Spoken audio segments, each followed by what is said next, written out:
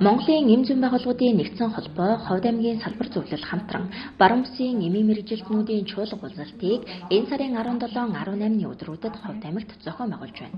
3 жил тутамд нэг удаа болдог Монголын эм зүйн байгууллагуудын нэгдсэн 12 дугаар чуулганд оролцох төлөөлөгчийг томилох, эм холбооны дүрмийн шинжилгээг хэлэлцэх, эмнэлгийн хэрэгслийн шинжилсэн найруулгад санал авах, тулгамдж буй асуудлын талаар харилцан саналаа солилцох зорилгоор энэхүү бүсчилсэн чуулга уулзалтыг зохион байгуулж байгаа юм. За Монголын эм зүйн байгууллагуудын нэгдсэн эм холбооны 12 дугаар ээлжид чуулган Улаанбаатар хотноо 3 сарын 26-нд болно.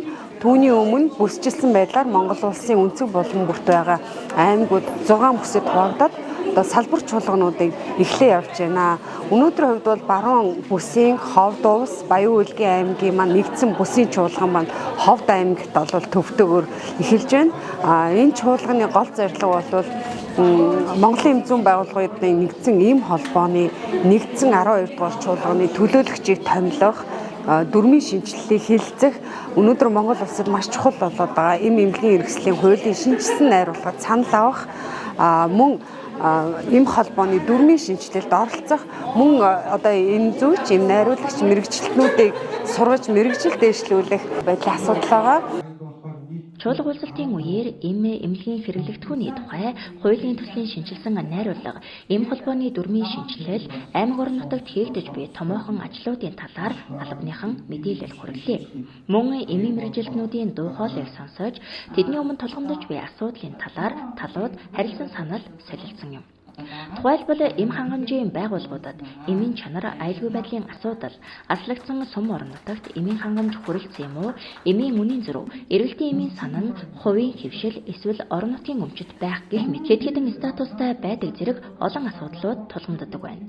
Иймээс зарим тулгамдж буй асуудлыг хуулинд орсон зарим шин заалтууд болон холбооны дүрмийн хүрээнд шийдэх боломжтой гэдгийг хэлж байна.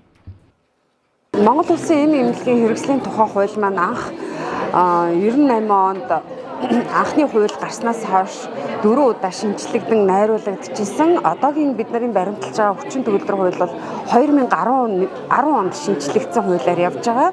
Тэгээд одоо 12 жилийн хооронд эм хангамжийн салбарт маш их өөрчлөлт, шинжилэлтүүд бий болсон. За тэгээд өөрчлөлтийг хийх болсон гол одоо үзэл баримтлал бол нэгдүгээрт нь эмийн үнийг зохицуулах, хоёрдугаарт нь одоо эрүүл мэндийн байгууллагуудын нэгдсэн худалдаа авалтыг оруулах, гуравдугаарт нь эмийн чанар, аюулгүй байдал, орон нутаг дах одоо эмийн хүртээмжийг сайжруулах гэсэн энэ гурван үндсэн чиглэлийг хуулийн тодорхой тусгах зорилгоор эмийн хуулийн шинжилгээ хийгдэж байгаа. Эмийн хууль маань одоо урд нь эмнэлгийн хэрэгслийн тухай хууль гэдэг нэртэй байсан бол одоо эмнэлгийн хэрэгсэл, эрүүл мэндийн бүтээгдэхүүний тухай хууль болж өөрчлөгдөж байгаа. Ингэснээрээ нөгөө гоо сайхны бүтээгдэхүүн, биологийн нэмэлт үндэсний тэжээлүүдийг бол одоо эмийн хуулиар зохицуулдаг болж байгаа гэсэн үг.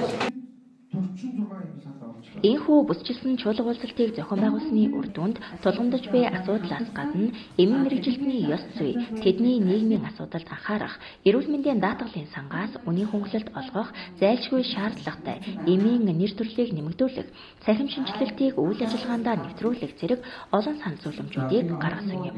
Эм зүйн байгууллагуудын нэгдсэн эм холбоо нь эмийн мэргэжилтнүүдийн хууль ёсны нийтлэг эрх ашигыг хамгаалах чиглэлээр тэд нарын дуу хоолой болж ажилладаг төрийн бус байгууллага юм. Тус холбоонд одоогоор 300 гаруй байгууллагын 3000 орчим эмийн мэргэжилтнүүд гишүүнчлэлтэй байна.